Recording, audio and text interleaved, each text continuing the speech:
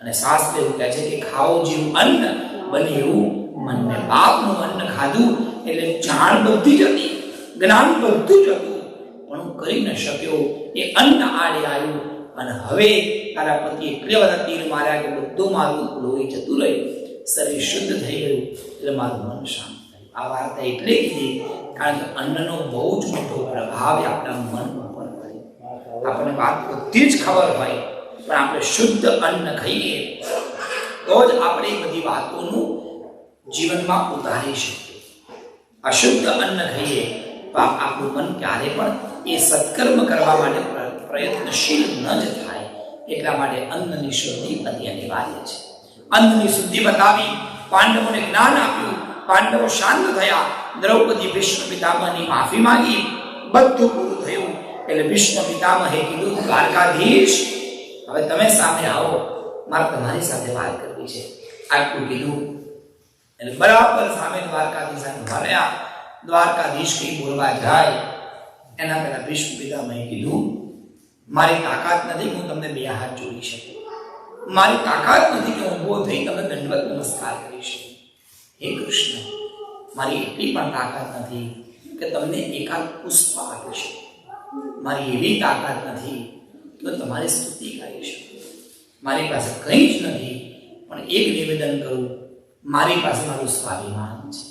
જ્યાં સુધી હું નહીં કહું ત્યાં સુધી મારું મૃત્યુ નહીં આવે, કારણ કે હું તો જીવન મૃત્યુ વાળો વ્યક્તિ છું. ચાહું તો અત્યારે જ ઈચ્છા મૃત્યુ કરું અને મારું મૃત્યુ મારી પાસે આવે, પણ હું ઈચ્છા મૃત્યુ કરું અને અત્યારે દક્ષિણાયન ચાલે છે અને તું તો એટલો કુટિલ છે કે ભલે તું સામે હોય અને હું મારી મૃત્યુને બોલાવું, પછી એમ કહું કૃષ્ણ ભગવાન સામે હતા, તમે એમ કહો કે મુહૂર્ત સારું નહોતું એટલે નરકમાં ગયા. એટલે મારે તને મોકો નથી આપવો, તારા બધા મોકા મને ખબર છે. એટલે કૃષ્ણ હવે હું જે કહું એ તું સાંભળ, અને જ્યાં સુધી ના કહું ત્યાં સુધી તારે ક્યાંય જવા નથી. અને ઊભા રાખવામાં પણ નિયમો આપ્યા. મોં ચડાઈને ઊભું રહેવાનું, સ્મિતાવલોકન હસતા મોઢે ઊભું રહેવાનું, પીતાંબર પકડવાનું નહીં, એને હવામાં ઉડવા દેવાનું, આંખ ખુલ્લી રાખવાની, અને હા કૃષ્ણ તારી આંખ બીજા કોઈ પ્રત્યે ન જાય, તારી આંખ મારા બાજુ જ હોવી જોઈએ. એટલે પોતાની સામે આંખ, લહેરાતું પીતાંબર અને હવામાં હલતું સુંદર એ મોરું પીચ, ભગવાનની સુંદર આંખો, કમરમાં હાથ રાખીને ઉભેલા કૃષ્ણને જોઈ અને ભીષ્મ પિતામહે અદ્ભુત શ્લોકોમાં 11 શ્લોકો ગાયા.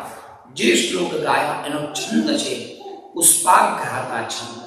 11 ફૂલોની માળા બનાવી અને કેસરને પહેરાવી. એક શ્લોકમાં સુંદર સ્તુતિ ગાઈ. એક શ્લોકના બે અર્થ છે. બોલે શ્રી કૃષ્ણ.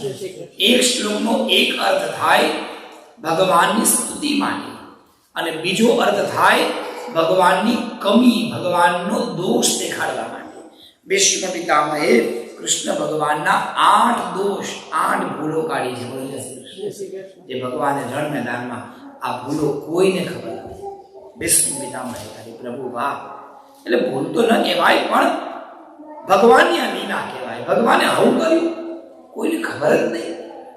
આપણી માટે કંઈક અલગ હોય, પણ ભગવાન માટે કંઈક અલગ હોય. એવા 8 જગ્યા એવી કાઢી અને એ 8 વસ્તુઓ દેખાડી અને ભગવાનની સ્તુતિ ગાઈ. એ સ્તુતિને આપણે ત્યાં કહેવાય છે ભીષ્મ સ્તુતિ. અદ્ભુત સ્તુતિ છે.